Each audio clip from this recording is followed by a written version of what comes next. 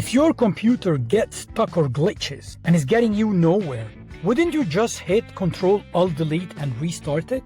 Easy. Why is it then when our lives feel stuck or not going the way we want it to go, we don't do the same? It's not as easy. If we could just restart. Hi, I am Amr Salim. Most people call me the internet guy. It's because they can't pronounce my name. But I'm a professional restarter. I've gone from an amateur musician in Egypt to a tech consultant and an entrepreneur in Canada. Along the way, I've navigated 4 continents, 6 countries, and 7 different industries. I have lost count of how many times I've had to start again from zero. I wrote a book. I called it Restart. And this podcast is the living version of that journey. Every episode, I'll be bringing you the raw stories and strategies from people who had the guts to hit that reset button with their lives. You will learn how to find your thread. You know, those portable skills like character and people-person grit that will always go with you wherever you go when you network and your friends wouldn't. Whether you're 22 and terrified of your first steps into the business world, or 50 and wondering if it's too late to switch lanes now, this show is for you. Now let's get moving. Hello everyone, and welcome to episode 2 of Restart. From saving lives to saving businesses, my guest today, Sam Sarsten, has done that. It was a bold career move, and what's even more impressive is that he did this in his 20s. He didn't wait long enough, he didn't stay stuck long enough. He realized when he was feeling misaligned, and even though he loved his job being an EMT, rushing people to emergencies, he felt that it was misaligned, something was not clicking. It left him looking for a new path. Through an accidental web design project that landed in his lap, he was able to transform and restart into a successful local SEO expert who's helping local businesses with physical locations thrive online. So in this episode, we explore how do you go from applying pressure on wounds to applying digital strategies online, helping businesses, especially businesses in your local area, grow and thrive online. So without further ado, let's go and meet Sam and learn about the story, as well as learn about local SEO and how it's a great tool for anyone with a physical business location.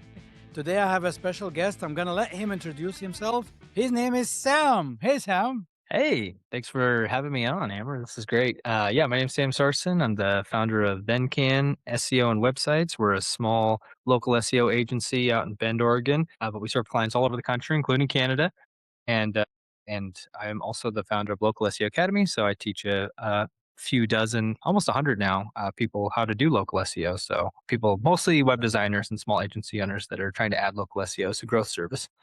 That's very nice. I mean, I like the fact that you're teaching as well. You're not just doing it. Do you find that sometimes students who learned it and who are more than capable of doing it themselves still hire you?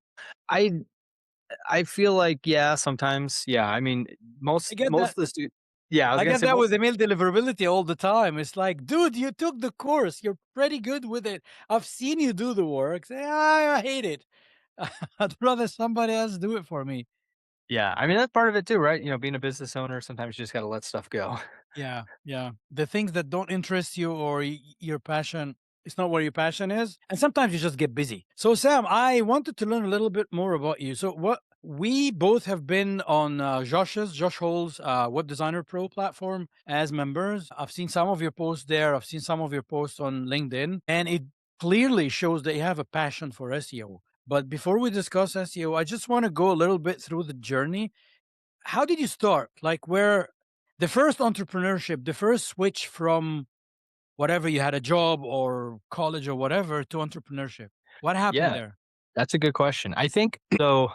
Yeah, I'm not as young as some people think I am. I just turned 35 this year, You and got this but face, man, which is a good thing. I know, right? It's a good thing. Yeah, I have people tell me I look 25, but then I show them my hairline, and they're like, "Oh, are you 45?" No, just kidding. Um, Oh, I should get a hat. Good idea.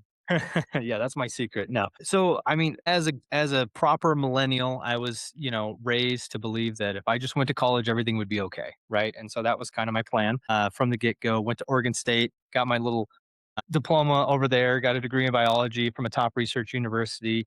I thought I was a smart guy. I was an EMT for a couple of years, and the plan was to, go on, get some more schooling, and get a nice career. And somewhere along the way, I really needed like a reset. And in that journey, I started to figure out that it's always been really important for me to help people. Like my plan A was to, do something in the medical field. I can see a cat's tail walking across the screen right now. If you're just Yeah, I listening to this, know. you're missing out on a good visual. But, my plan A was to do something in the medical field. But along the way, I learned that you don't have to, helping people doesn't just involve like applying pressure to a wound. Like there's lots of ways to help people. And I've always really been interested in technology pretty much ever since I learned you can play NBA Jam on your PSP. I thought that was really cool. And so, but I always figured like I wouldn't be a coder or something like that. But it opened my mind that that's a way that you could potentially help people. And so as I was kind of resetting my life and trying to get things aligned, like I feel like that was a big part of the second part of my 20s was like, how do I make sure the things I say I'm doing are aligned with what I'm actually doing? And I started to really look at like, I think there's ways that I can help people with technology. And that's what really got me to start to think about the entrepreneurial journey. I never really thought that that was the way to go. It seemed scary. That was the way it was presented to me. It's like if you go off and you do these things, if you have a job, it's stable, you have health insurance and, all these What things. was the job? You had the job? Well, I mean, I've had many jobs over the years, but in my early 20s, I was an EMT. My last job I had, I was actually just working as an office manager. Okay. EMT and office manager? Something that has you outside all the time and something that has you inside all the time? Yeah, I know. Quite the gamut. Yeah. EMT is that like first responder, right? You drive Yeah. ambulances and you like you treat people and stuff like Yeah, it was pretty boring. that's We were pretty like stressful. well, it was kind of like a stepping stone job for most people in the industry. So, in here in the States, paramedics is like kind of the top. You got to get like Yeah. finish your college for that. And so EMT is like the stepping stone. So we worked for like a non-emergency ambulance service. Oh, And so the way okay. that worked is we basically took people back and forth from the hospital to nursing homes or like picked up, I'm not sure what the right term is these Oh, days, believe but me, this people suffering. 10 times better than being a paramedic in this part. Like West US and West Canada is plagued with addiction and stuff. Like you don't want to Yeah. see this day in and day out. It will just rub off on you somehow. You'll be Oh yeah. sad. My Yeah. daughter So wants to do it, and no matter how many times we tell her how stressful it is, she's adamant. So her course starts in May for paramedics. so So it's let's going see for what it. happens. Yeah. The hardest part for me was the hours, because eventually I was working for an ambulance service and we worked 24 on, 48 off. So you work 24 hours on, then 48 Oh hours my off. And a god! lot of times you get to the end of your shift and your replacement would be there. So then you'd work a 48-hour shift. You have to be back in 24 hours for your next shift that was already on the schedules. That was pretty hard. I mean, if I wasn't 20, whatever I was like 22 at the time. If I wasn't that age, I don't know how I would have done it. But yeah, that was pretty rough and taught me that I wanted to probably do something a little different. You felt like you felt internally, you felt like it's not aligning with what you want to do as a person, right? Yeah, I mean, one of the big things I saw a lot by being in the nursing homes is, you kind of get to see like the miracle of modern science, which keeps life going for a long time. But it also kind of shows you the other side of that, where it's like, dang, like there's a lot of people that are still alive because modern Yeah, medicine keeps them alive. yeah. I don't know if they should be. And so that was hard to see on a day in and day out basis. Yeah, I mean, it hits you. It hits you, especially when you see people who are, frail and like helpless, and it feels like I got to do something about it. But that's it. Like science is already doing its work, and there's nothing else. Yeah, and really your job is just to take them from point A to point B. You can do a Yeah. little bit. You can, you try to be present on the call and things like that, but yeah, you're really limited, and it felt like it was just going to be like that over and over again. And so, that was kind of like my shift to technology or entrepreneurial. So I was like, maybe I could have a bigger impact. Maybe not a huge impact, but like maybe it could spread a little bit more than just to the You people. said something that was very interesting to me. Your interest in tech came from gaming, Yeah, yeah. I and that's remember. pretty good. Yeah, I think it was. So I remember being about 13-ish. It was around junior high, and the PSP had just come out. If anybody remembers Yeah. that, the old Sony handheld. And I remember, this is. I want to say we still had dial-up internet back then, but maybe we had like the first version of Oh, the broadband. 13? Yeah, and so No, it this was would have been around. ADSL. Yeah, yeah, it was probably some Was it kinda that? something like that. But I learned that you could kinda hack your PSP, the equivalent of Yes, jailbreaking, so that you could yes. put emulators and ROMs. Obviously, they're all legally obtained if anybody's listening, but, but being able to play, NBA Jam, Sonic, like the game I used to play with my dad, from a Yeah. rented console from Blockbuster back in the day, like, it was that nostalgia, Oh, but I was yeah. at Oh my god, 13, Blockbuster. I was already having nostalgia at 13. I just thought that was so cool, and so that always stayed in my head, and I kinda played around with some stuff during college with technology. Blockbuster was my favorite shop. Like, There's actually the last Blockbuster in the world is actually in Bend, Oregon, where I live. oh, really? So Yeah, it's what do still they open. do now? What can you rent there now? They still have new releases and stuff. Yeah, I think they mostly make money off the merch now because the rentals are still ridiculously cheap. So, Oh. but Oh, yeah, that's something they'll have cool. some DVDs and stuff like that too, right? Yeah. So you got this tech urge. What Yes. did you do next? Yeah, so I did what I always do, and I just went back to learning, and so I kinda was self-teaching myself how to code. I figured that was the path. I remember, like, even at the time looking up best job in whatever 20 teen year it was at the time Yeah, when I software first, programmer, yeah. reset, and it said, yeah, it said programmer, software engineer. And I said, sure enough, okay, let's do this. Surely AI won't take the programming jobs at some point, right? Right? We didn't know better back then. And so I was kind of going down that path, took a couple different courses, did some fun projects, and I was actually getting ready to go back to school. And this was around the time I got that office manager job, which was stable, was nice, it paid the bills, it wasn't a lot, but I figured, okay, I can do this during the day, go to school at night, in a couple years from now, I'll have the new degree. I can get started. But in that first year of doing that, I'm taking these courses with these like 18-year-old kids, which is fine. But, it's just like, man, I'm back to square one, it felt like. But I had this feeling like, man, I'm about to tap into this new industry. I'm going to be at square one. I'm going to be, about 32. And I'm going to really have to build my way up to even get to a place where I'm making enough money to consider buying a home in Bend, which is expensive, which I'm sure it's like in British Columbia. And so it's like, Yeah, what don't e yeah. yeah, yeah, it's crazy. The average house here is 750,000, I think, the last time I I looked. But could anyway, probably buy in Oregon, but not in BC.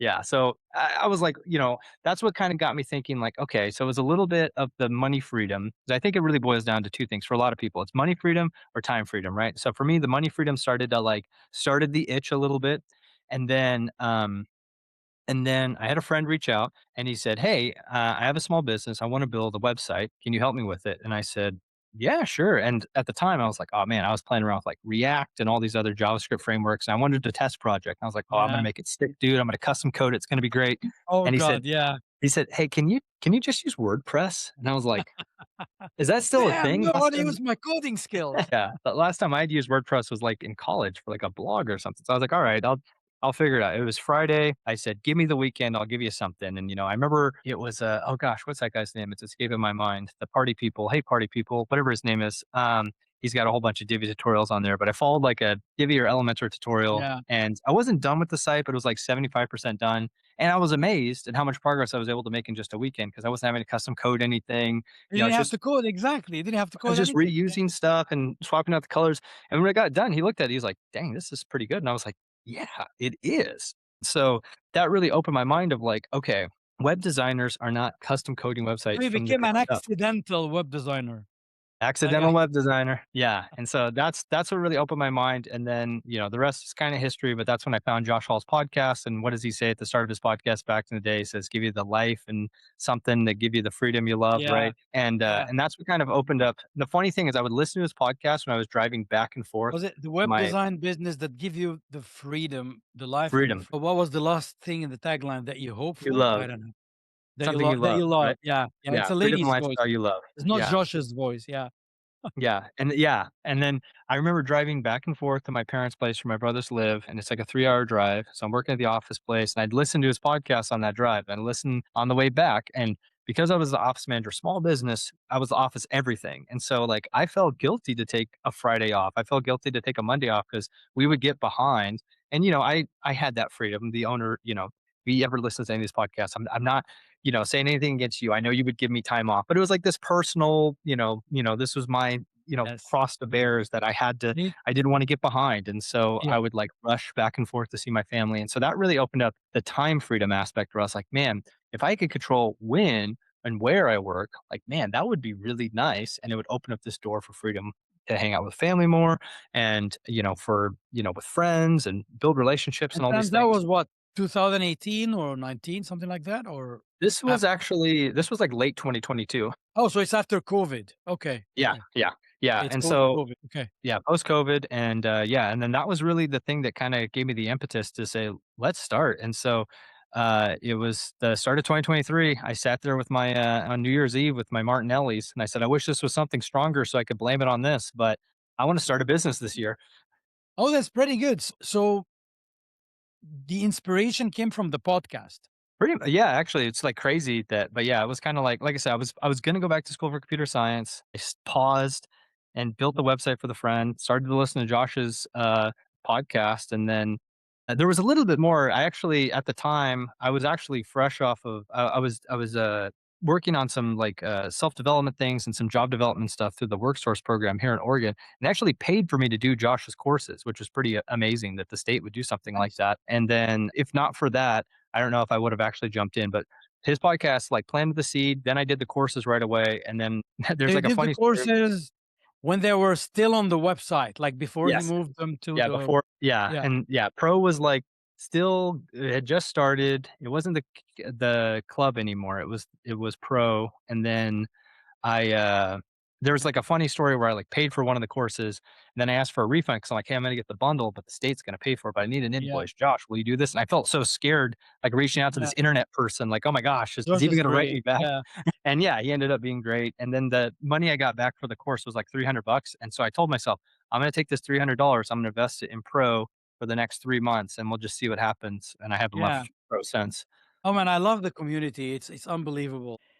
I've been there on the Facebook groups and my as a person, I don't prefer Facebook for anything at all. I've been on it from 2008, and in the beginning, the greatest thing about it is that I connected with my school friends and, third degree cousins that I haven't seen in a long time, and, many of the people who you had no way of communicating with.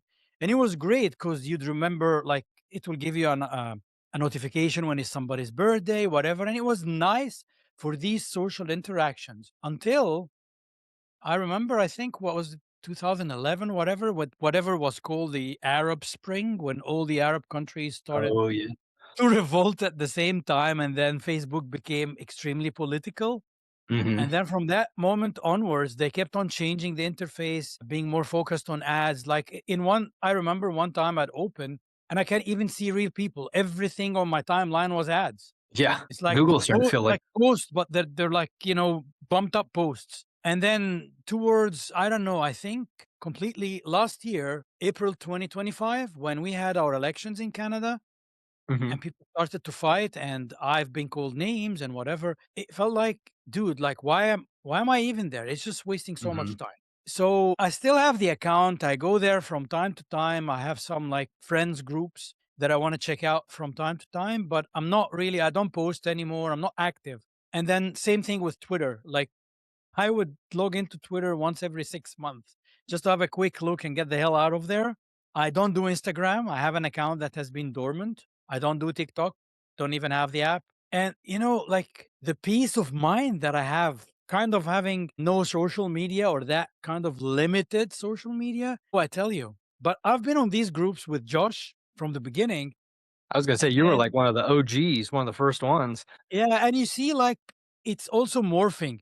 It's like it starts like very positive. Everything is about the course and everything is about web design. Then you get the odd one who wants to promote something and probably something not even related to web, like whatever they have a product, a real product. Well, I mean, it's not like web is not real, but like a Yeah, I physical know what you mean. product. And then you get the people fighting over somebody who said, I don't know, Elementor is better than Divi or whatever. And then you get all these long threads and it feels like just a total waste of time. So I was really, really pleased when he decided to move everything to a platform that's not Facebook. And I'm really, really glad that also Circle works in this amazing way that gives you an interface that you will be kind of familiar with. So you're not lost in there, but there's no distraction from all the other like politics and fights. And it's kind of a clean, nice, like, I don't want to repeat that word again, but like if you hear the interview with Josh, you'll figure out what we called it.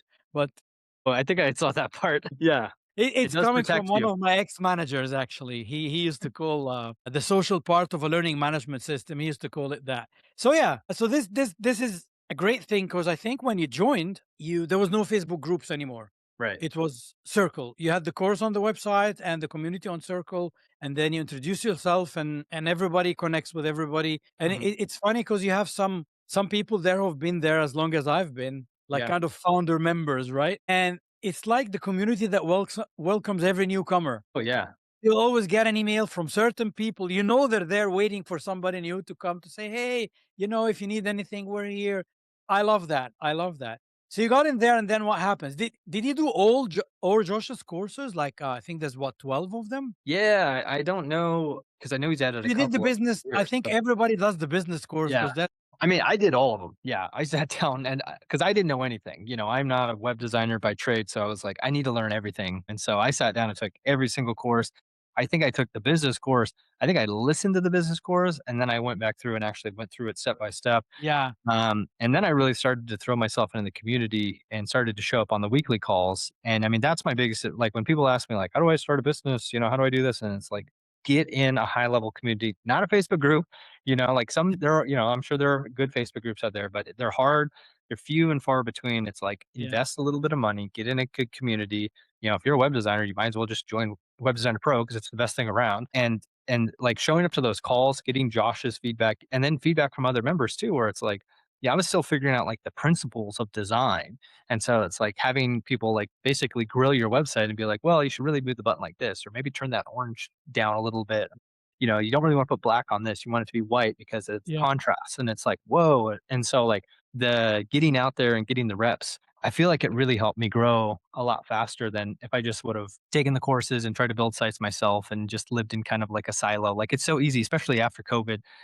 During that time, yeah, everybody got so isolated and separated, and there's all this division, whether it's real or not, that's portrayed out there. But it's like yeah. when But we're you get still in a trying to become people again because I think all the lockdowns and like I that part like I want to erase it from my memory. I did get a lot of business. Like the COVID year was very successful for mm, me because I built e-commerce websites for everybody who had a shop because they couldn't yeah, trade. Like they needed somewhere online. So business wise, it was one of my best years income wise. But I was sad as a person, and I had my family with me. So it's not like I'm locked out away from everyone that I love and right, whatever. But it was just sad. You go out in the streets and like shops are closed. And the problem is even after they reopened, with everything else and the cost of living and all the inflation that hit us here, many small businesses closed.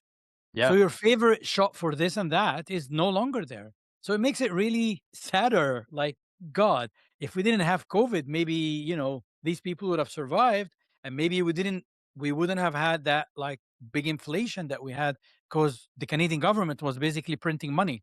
So yeah, they just printed more money and gave it to people. And they called it CERB, which is like the government, kind of income because you lost your income. So they were giving everyone $2,000, and I appreciate the fact that they did it really quickly. Like within a few weeks, it was on and it went to people's bank accounts. But they also had kind of no scrutiny. And yeah, now they're trying to get their money back from people who were not eligible. And of course, people are not paying back. And I think mhm. that the amount is like, I don't know, I may be wrong about the number, but I think it's around $14 billion, which is a lot of money. Small chunk of So change. yeah. So it was, yeah, I don't know. So the whole thing about COVID was sad. I think it accelerated the online world, which is Yeah, I've been pushing for e-commerce. Like basically I was an e-commerce consultant for a big firm before and people were pushing back against e-commerce, but people with shops and a good turnover who are selling physical goods, they didn't want to go online. No matter how hard you push them, they didn't want to go online. hmm They didn't understand it. They didn't want to have a someone dedicated to manage the online storefront and update the stocks and whatever. Like they felt that why bother? It's too much work. Comes COVID and everyone jumps there, and even some of the people got it wrong, but like everyone now has a presence, which is a good thing because like they have a presence, but they don't know what to do with it. So they gotta meet you now to know what to do with it. So from web design, so your agency was a web design agency at first, right? Like regular web design agency, you take a project, you build a website or refresh a website, and you deliver to the client. exactly. Why you've thought that your passion is not here, if I'm allowed to say that, because I can clearly see your passion is search engine optimization. It's kind Yeah, of I almost hate the word SEO anyway, but it's findability. That's what I Yeah, like to really. call it. Like the SEO, I call it findability. It's like you do stuff for your prospect clients to find you Mhm. because you could be doing something great, but not many people know about it. So you need to do some work. So what made you think like, why don't I do something with SEO? Yeah, that was kind of the big shift, right? So early on in that first year, I left the office manager job probably earlier than I should have, but that's neither here nor there. That was decisions that Sam made. And so I was out there and I was trying to get clients, and I told people, "Hey, I build websites for small businesses." And what I kept hearing is, "Cool, cool, cool. So does Squarespace." And I was like, "Dang it!" And then but then they'd always follow that question up with, "What do you know about ranking higher on Google?" And I was like, Okay. "Hmm." And so it's like I just started to take notes. And I remember it was around the end of the first year, I was about to make a decision to start offering local SEO services. I dabbled a little, done some stuff for some clients. I felt confident enough where I can go forth and I can start selling these services. And I said, should I go all in on SEO? And, it made me really think because my impression of SEO is the same impression that everybody else gets when they get their 40 emails a day that says that somebody can rank them first on Google, right? The industry feels scammy. My name's Sam. It's only one letter away from scam. Am I going to be Yeah. running this scammy SEO agency now where I'm ripping people Scammy off? Sam. Scammy Sam. And then I said, hold on a second here.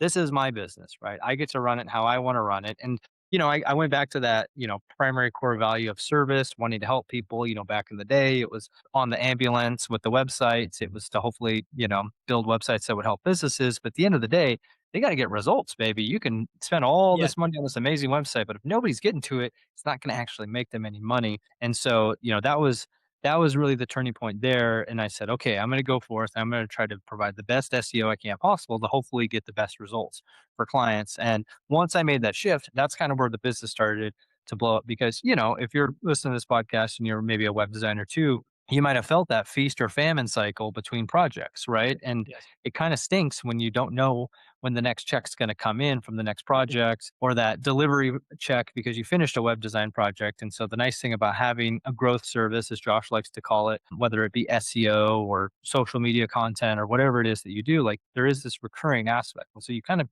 get this stable Yeah. income, even if it's just a little bit, like just knowing your rent is paid for every month. That's a nice feeling. Yeah. And so, and then eventually, it's not just your rent or your mortgage, it's, this bill and this bill and this bill. And the next thing you know, you're like, oh, I actually have a business that's sustaining me. And that's where I really felt the shift from like job to business, worked on building a team around me. And then the team quickly pointed out that we need systems and it can't all live in Sam's head. And I was like, oh, that's a good point. And yeah, here we are just a few years later, but we have a couple dozen clients, team of about 7 or 8 people, depending on how you count it. And looking to keep helping more people show up higher locally. And like you said, findability is one way to say it. I've been talking a lot more about recommendations lately. I mean, that's really Yeah. what Google's doing, right? It's recommending, but it feels more apt to like the AI search that's been going on, right? When I go on ChatGPT, I'm asking for a recommendation, kind of like we'd ask for a recommendation from our friend back Yes. in the day. But because of COVID and because a lot of people moved around over the last couple of years and don't make friends in real life as much as they used to, we turn to our electronic friends to ask us for advice and we need a recommendation. You move to a new town and you notice that your fence is dirty, you need to call a fence cleaning company. And, if you're too scared to walk across the street and ask your neighbor who a good fence cleaning company is, you're just going to go to Google. Maybe you'll ask ChatGPT. My Most people still use Google, but it's true. my Try to wife get is your business saying right. to my wife is saying to my kids, "Is ChatGPT now a family member?" Like every time we say something, my son or my daughter would say, "Oh, I asked ChatGPT and it told me to do this," and it's like, okay, you do know that hallucinates sometimes. Like it's not like Yeah, it hallucinates a lot more than we think. When you yeah, really sit down and look at it, you're like, wait a minute. And also, we had this like wave of like 6 months where it was just completely sycophantic. So basically, anything you said was a good idea according to it. And you're just it's like, very useful sometimes, and at other times, it's absolute crap. But it but we depends still, what you're looking I use it for every day. and what. Yeah. So like, yeah, I woke up this morning. I have a VPS server, and I woke up this morning. The server is working, but the sites are not responding. And I'm thinking, like, the first thing you think is like, could it be a denial of service attack or something? Like Mm. somebody's over flooding with requests. I mean, when I logged in, the error log was that big. I didn't understand it because it's full of stuff. Like, where do I even start? So I copied everything, put it in Chat GPT, and like simply after all this, it said your PHP is not running. It's like really. It's like I was so worried. Like, oh, it's a denial of service attack. Oh, is this, is that? And then at the end of the day, it turns out that I had PHP 8 twice. So one of them is conflicting with the other. So both of them are not running. And like, I don't know why I had it twice or what happened. Like I was working on the website last night. It was okay. There was no issues. I go to bed, wake up 6 in the morning. This started. So if I didn't have Chat GPT or Gemini or anything like that, I wouldn't You'd have. probably still be working on it right now trying to figure it Yeah, out, even right? worse. Look, yeah, I was even considering, should I send to Sam and say, like, I'm dealing with a problem. Maybe we should reschedule, whatever. But like, once I knew what it is, I was able to fix it within like 10, 15 minutes. My cat is here, but yeah, I don't think the camera got him. He's covering. I could see one He, ear, that's all. he loves being on these calls. Like he's been on so many of my podcast episodes. That's awesome, yeah. I have a dog who usually comes in. She's not as quiet though, so but I'm she's sweet. surprised that he's not talking. Like he's very talkative, but now he's not talking. I did some changes to the room yesterday, so I think he's trying to figure it out. So yeah, but another time I asked ChatGPT, but I have an offline version running on one of my computers, and I asked ChatGPT about myself. Oh my God, it made up a story about a carpet salesman who's called Amr, the internet guy, who's gone viral on TikTok, and it's like, what the heck is this? It's like the story was brilliant. If only I wasn't the person, that there's nothing like it. Who knows? Maybe the story is still unfolding. Yeah, Maybe he in my knows something other you life, don't. I sell carpets. That's funny. So when you say local SEO, what's the difference between local SEO and if you just say the word SEO? Yeah, so there's a couple different flavors of SEO, as I like to call it. And so, usually if you go on YouTube and you look up something like, SEO, what you're probably talking about is national SEO. And a lot of people will get confused. They think, oh, does that mean like just ranking in Canada or just ranking in America? No, I mean, that really just means like trying to rank for everything. But it really is more related to informational searches first, leading to like a commercial decision. And so, like, let's say, let's use Josh as an example, right? He's a web design coach and he has a community, right? He has courses. And so if he wanted to rank for web design coach, he doesn't care if the person's in Columbus, which is the city he's in, or if the person's in, Australia. He just wants to show up for that search. And so that would be an example of national SEO. There's top of funnel keywords, which are more informational. How do I get started in web design? Things that you're asking yourself. And then bottom of the funnel would be more like web design coaches or like web design courses, things like that, which is a more commercial intent where somebody has their hand over their wallet, they're ready to go. So that's national SEO. Another flavor is like e-commerce SEO. You're talking about e-commerce. Uh, a little while ago, so there's a lot of e-bike shops in town. And so, if somebody was looking up e-bike, then, you not only are you optimizing for like the broad category that your business does, but you're also doing like category pages and also product pages, right? And so it's like men's clothing and, even like shirts and then this specific type of shirt, right? So there's a lot of like sub things you could be ranking for. And then there's SaaS and there's all sorts of other things. So those are the flavors that Sam is not an expert on, but he knows a little bit No, but about. like I want to ask you about something here, but let's just hold this conversation because we need to continue this conversation. And I'm sorry that I interrupted, but because I'm thinking most business owners don't even know what we're talking about, when you say about category page. So I just wanted to clarify that because this is the dilemma that business owners have as well. Yeah. They try to rank the homepage, but their homepage is everything to do about the business. So it's not really focused about a product, a Hmm. specific product. So the homepage is the hardest thing to rank unless it's a landing page about one thing and one thing only. Yeah. But if it's a page about what you do as a business or what you do as a specialist in your field, it's not going to rank that high because it doesn't really talk to anything specific other than you. But when you're trying to rank, as you said, like you have a category, you're a clothing shop. So you've got your homepage is a clothing shop, even if it's an online store, but you got to have a page per category. So one for Hmm. t-shirts, one for jackets, one for pants, one for whatever. And then for each one of those, you want to rank. And then for each specific product that comes under the category, you also want to rank. So it's like a hierarchy, but in each step of the hierarchy, you got to do some work. It's not like, I set it and forget it. It's not like, Hmm. hey, I will put you on the first page of Google. Okay, good luck. Even if you work with Google, you can't do that. Like, Yeah. And I mean, listen to all the complexity of that. I mean, that's for e-commerce store. And I mean, even if you only have 15 products, it starts to get super complicated. And so there's a reason why I chose local SEO. So Yeah. that's the last So flavor on now my the list. local SEO. Let's Yeah. go. Yeah, and so local SEO is basically, you're trying to do SEO in a specific geographic region. Now, why would you do that? Now, that's usually for like service-based businesses. Now, there are some product businesses that are, local, like a gift shop or something like that. But I'm thinking more of our service providers, people that go to your house and Summer, dance professionals, studio, holistic medicine, your naturopaths, gym. Yeah. acupuncturists, things like that, right? And so those people can only work with people within a certain range. Now, sometimes there's some flexibility with that. A therapist can maybe work with Yeah. people in the whole province or state that they're in or something like that.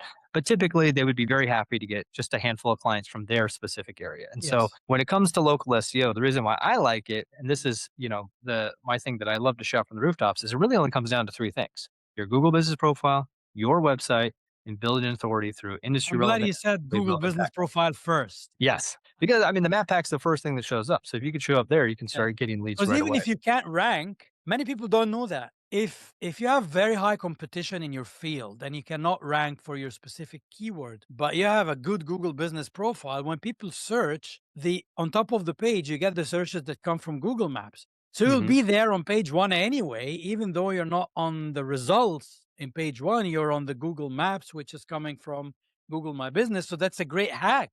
Like, because I don't know, like you cannot rank for sneakers, for example. Like it's going to be very Yeah, hard. and that's the thing too, it's like, think about the competition, if you're trying to rank for sneakers because maybe you have a small clothing store in your area, like, you are kind of competing against Nike at all times. Exactly.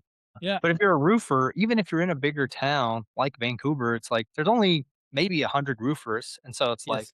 okay, you got a chance, right? And, there's One some in a big hundred is better than one in 10 million or whatever. Yeah. Yeah, and so it's like there's some big companies that have been around for a long time that clog up the first page and usually the map pack, but you can chip away at those. We had a little Yeah.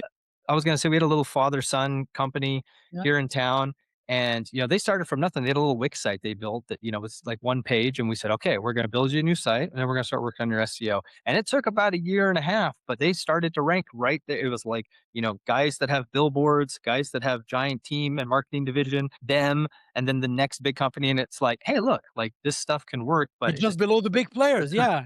Yeah. Yeah. Which is where you want to be. You said Google My Business website. What was the third one? Yeah, the third one is building authority, which has to do with getting backlinks, especially locally relevant and industry relevant backlinks. And so a backlink, for those that don't know, is just basically another website having a link that's going back to your website. It's like somebody recommending you or somebody talking about you. So the Yeah, Google and sees that there is interest in what you do in the community. yeah, and it could be as simple as a citation too, having your Yelp page filled out, having your, for like a service pro, having your home advisor, your Angie, things like Yelp those is still a pages filled thing. out.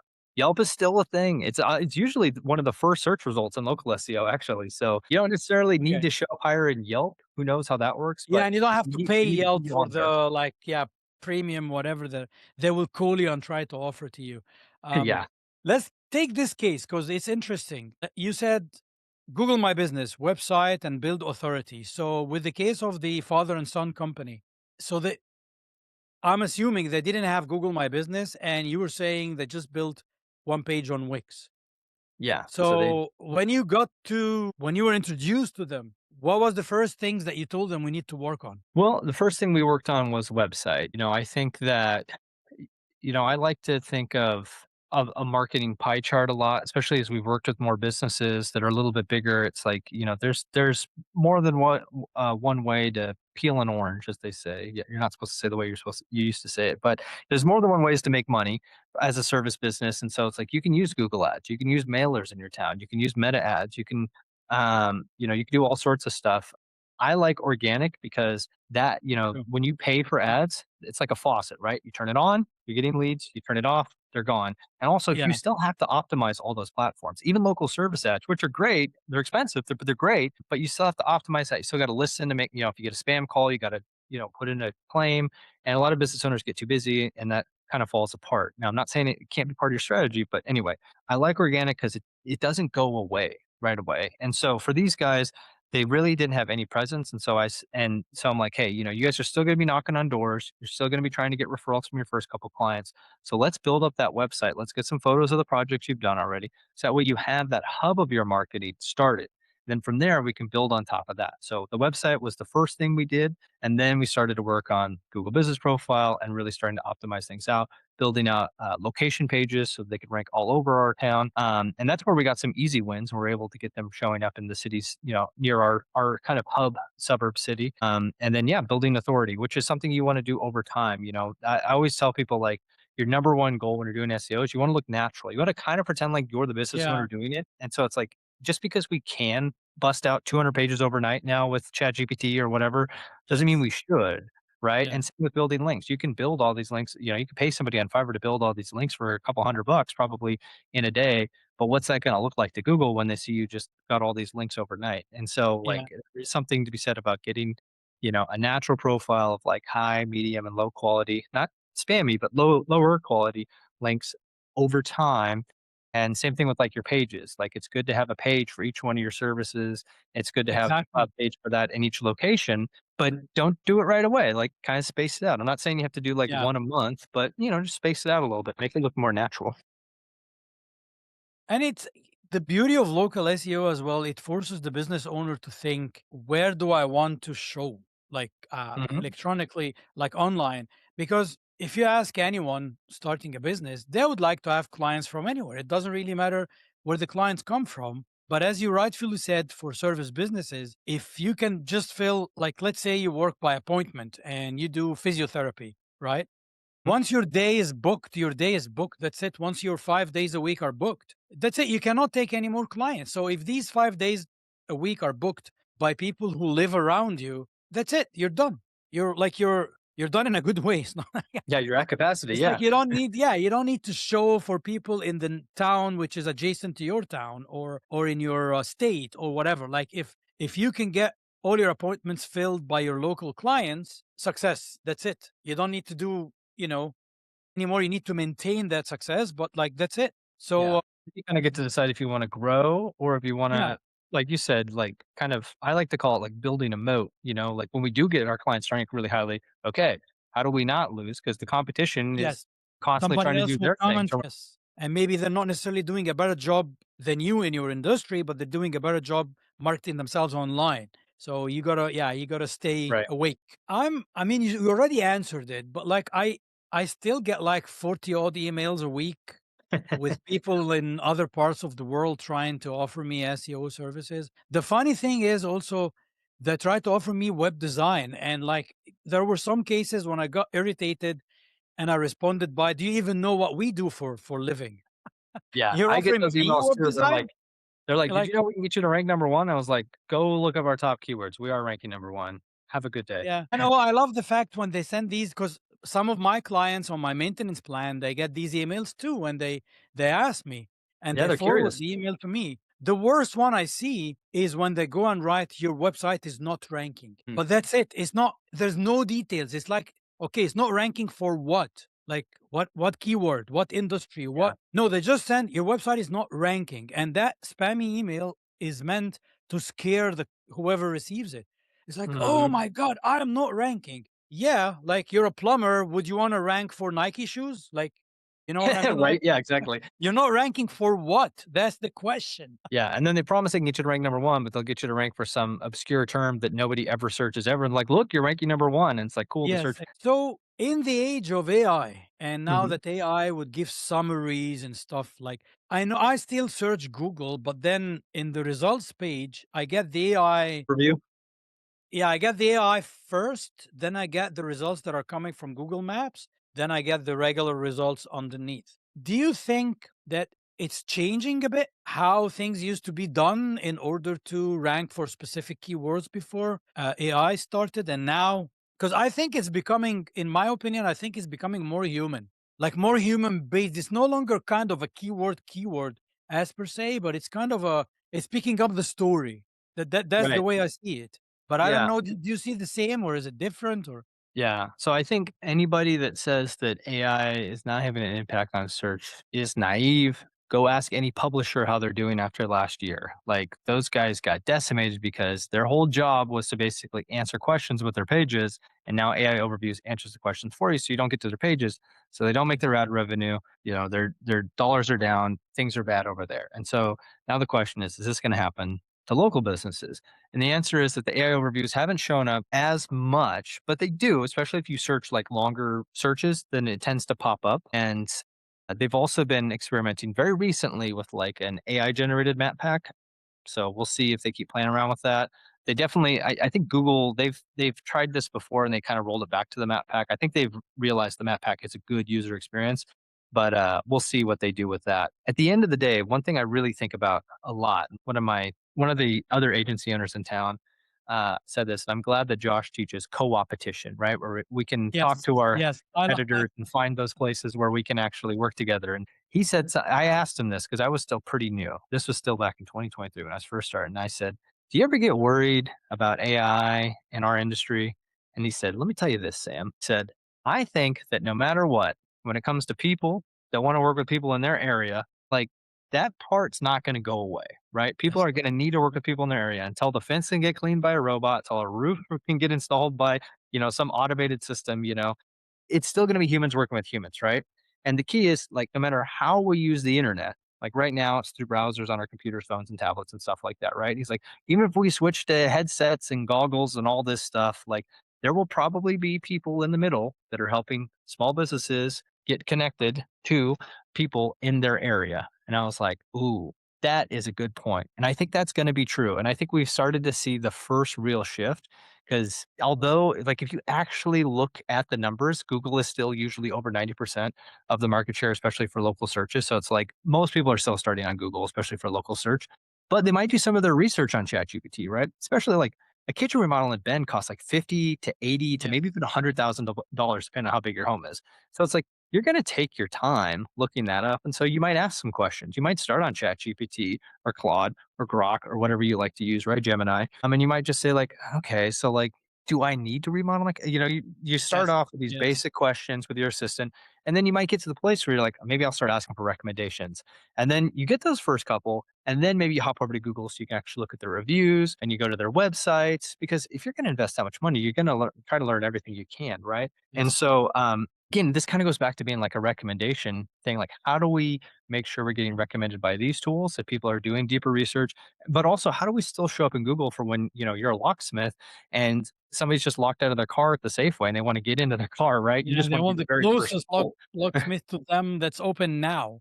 Yeah, they don't really care about your backstory and all that stuff. So I think, there's definitely an element where like, you need to still kind of do keyword research to an extent because you need to know what people are searching for on the way to your business, right? You want to make Yes. sure you're matching like actual volume. I just had somebody reach out the other day. I was like, people don't really search for a keyword. You know that, right? But it's like, so you need to know that. You need to like validate that. This And the is models harder will do than that. it's harder than it looks, by the way. Just deciding what keywords, it's not an easy thing because Yeah, like you but I think it's less about exact match and it's more about like the long semantic. It's the tail. way Yeah. Google's been for a long time, right? But it's like that entity. It's like building that entity of like, for instance, for like what we do, it's like we're an agency, we provide these services, this is our name, these things. And Google, as well as OpenAI and all these other companies start to get an idea of like, oh, this is what this business does. These are all the services they provide. These are the people they can help best. And that's what we're trying to do. And same thing with our clients' websites. How do we really get that on the website, on the profiles, in other places across the internet to build this entity that says this is what,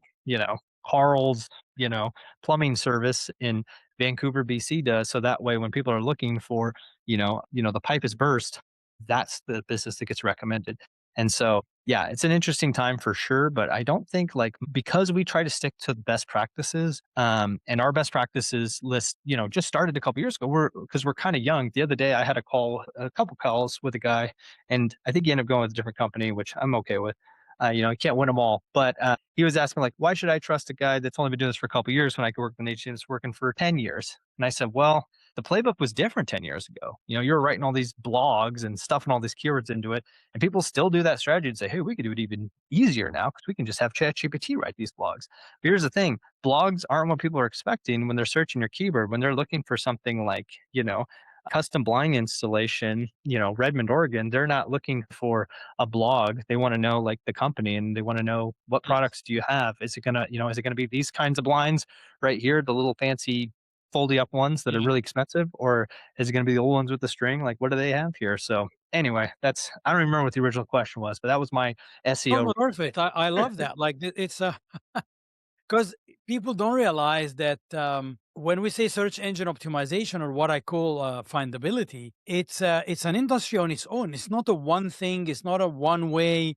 It's not like, as you rightfully said, if people are just saying, "Oh, this agency has been around for 2 years, but somebody else has been around for longer," it doesn't necessarily out of the box makes them better. Like, okay, they could be, we don't know, but like in general, the number itself doesn't mean much, like 10 years or whatever. I mean, I've worked with the CEO, God bless his soul, he passed away, but he used to say one thing when we were hiring new employees. He says, when you interview somebody with 10 years experience, just make sure they have 10 years experience in different things, not a Mm. 1 year experience repeated 10 times. Like, so Yeah.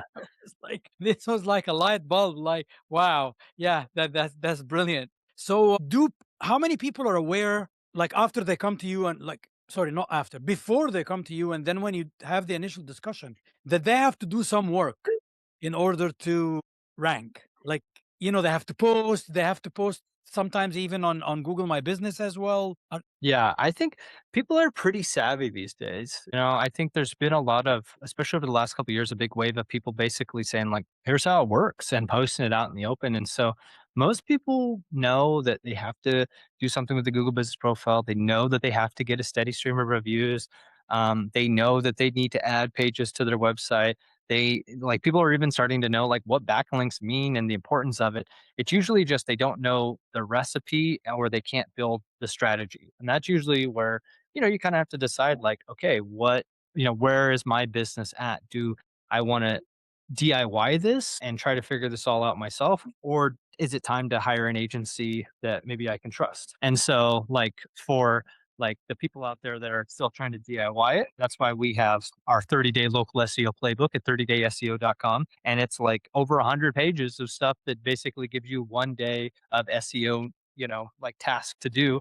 So that way you can take it one step at a time and try to build up your own strategy. But a lot of people kind of get stuck in that process. And if they do, that's where an agency can come in. Sorry, my dog did fire and leak. I don't know if I should put a tagline on this episode, "A dog and a cat with Sam and Amber come here and." Yeah, I feel like sometimes when people ask for SEO services, they expect everything to be done for you. And while I feel like, yeah, there are some agencies who will even let their team post on your website on your behalf, which is not a bad thing if you're extremely busy, but I still feel that you should take some ownership as a business owner. Like, it shouldn't be a complete DIY or a complete done for you. It should be, you work with the agency on the strategy and the tasks and stuff, and then you take some of the things and you do yourself. So this way your hands are in the business, like you're the Mhm. one leading the charge. Yeah, that's kinda how we set up. I call the first month of, when people work with us long term, I call it the SEO strategy sprint. It's usually just the first month. We do some of the basic stuff a lot of people do, like the GBP optimization, and we do like a Yeah. technical SEO audit and clean up all that stuff. But the main thing we're doing is we're building the strategy, right? And, one of the first things we do is what we call the SEO kickoff call. And, we ask them basic questions, but they get skipped a lot of times. List every one of the services you do and put them in priority order, and also all the service areas you service. And again, put those in priority order so that way we can kind of use that as we're building strategy. Then, after we've done the keyword research to validate that people are actually searching for those services in this area, then we kind of present the strategy to them. We call that the SEO game plan. And we say, okay, here's our plan for the year. And kind of like sports, it's like, okay, this is our Yeah. plan in quarter 1. As the game goes on, we might shift this and adjust a little bit, but here's our plan right now. Look at it and approve it, and then we'll go forth. And then it can become a little bit more of a done for you. But if you don't have a good plan, what you're really doing is guess EO. And you don't want to be doing guess EO. You want to be doing SEO. SEO. I How stole that long from does it Nathan take Gotch. Shout out to before Nathan good Gotch. results? Want to say that again? Shout out to Josh. Was that? Shout out to No, I Josh. said shout out to Nathan Gotch. He's an SEO guy. That's where I stole that from. SEO. I love that. Hey, Nathan, I don't know you, but I love it. Uh, how long does it normally take before some good results start to show? Yeah, I mean, it depends. The big thing it depends on is the amount of competition you have and also your starting point. Hopefully, you can't hear Pete. She's making all sorts of crazy noises on the ground right now. Um, It's but like you have a lion now, not a dog. yeah, she's like, I want to. It's playtime. Let's see if I can uh, take a quick detour in our podcast episode. She stopped being crazy. So it has to do with the amount of competition, and so and also what you've done. So we have, sometimes we work with a business that's been doing SEO for a long time and they don't have a lot of competition. I mean, sometimes it's just the SEO before that was being done was bad, but some authority was built behind the scenes. And so it's this might only take a month, or some of the wins might be short or quicker, I should say. And then, sometimes the competition's really stiff and they haven't done anything.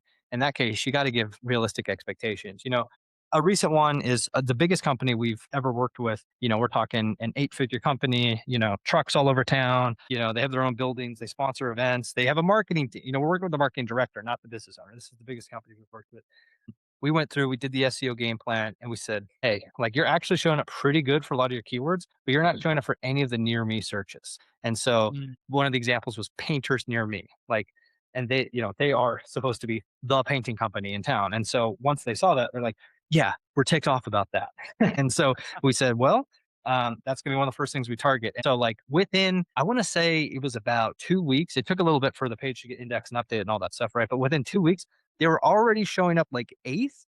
And now here we are, maybe like 3 or 4 months into it. We've worked on a little bit more. They're showing up now second, right behind Yelp. So they're the first business that gets recommended Yeah. when you search painters near me in our area now.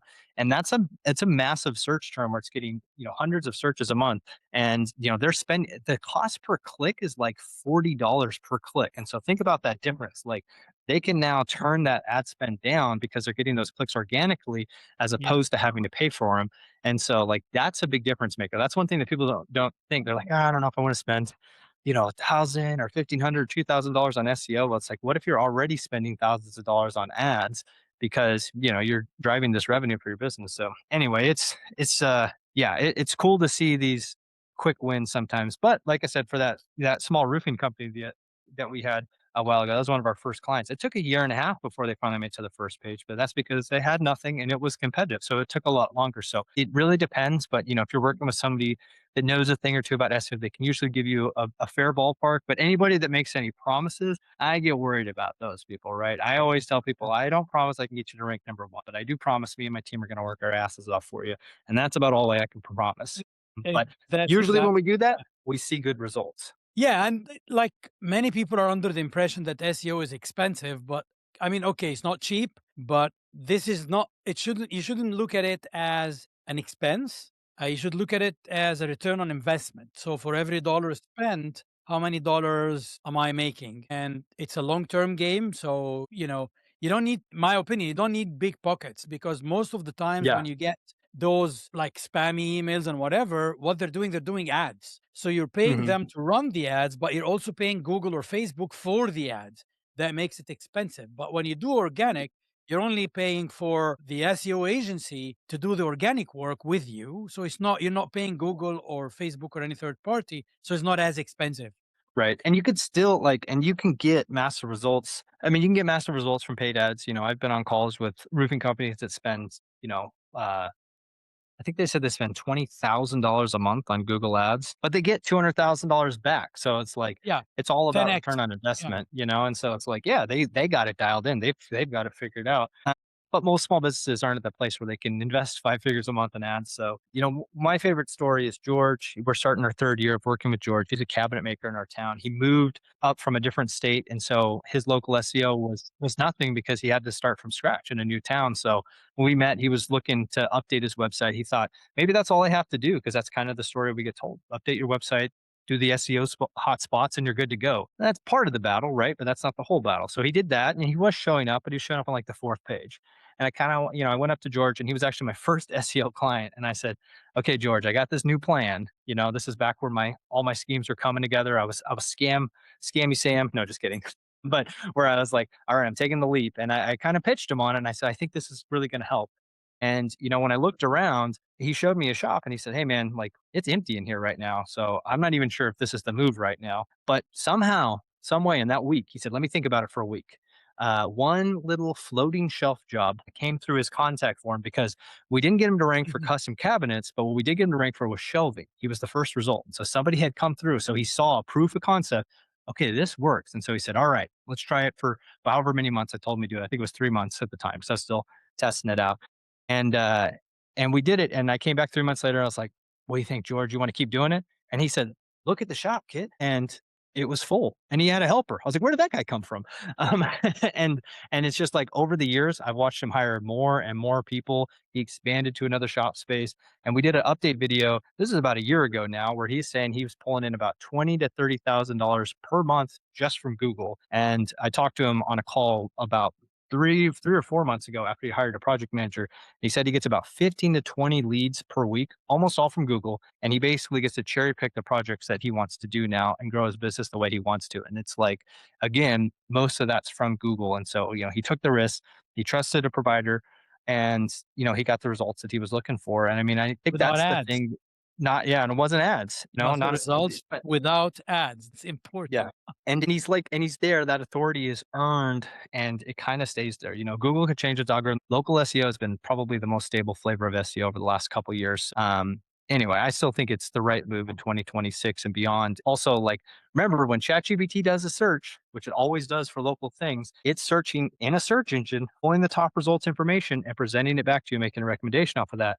And so if you want to be recommending ChatGPT, you want a solid SEO foundation. That's the biggest lesson I can yell from the rooftops at the start of 2026 is if you don't have a solid SEO foundation, you're not getting recommended these AI tools. By the way, not that many people are using those tools, even if you are.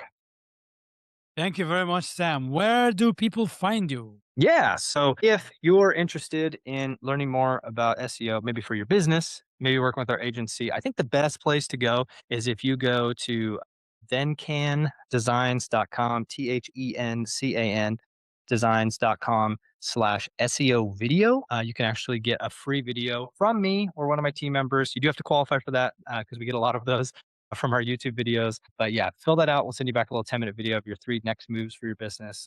Highly recommend you check that out. If you're trying to do it yourself, just check out our YouTube channel. Just search ThenCan Designs on YouTube. It'll show up. Again, THENCAN, in case you're listening right now.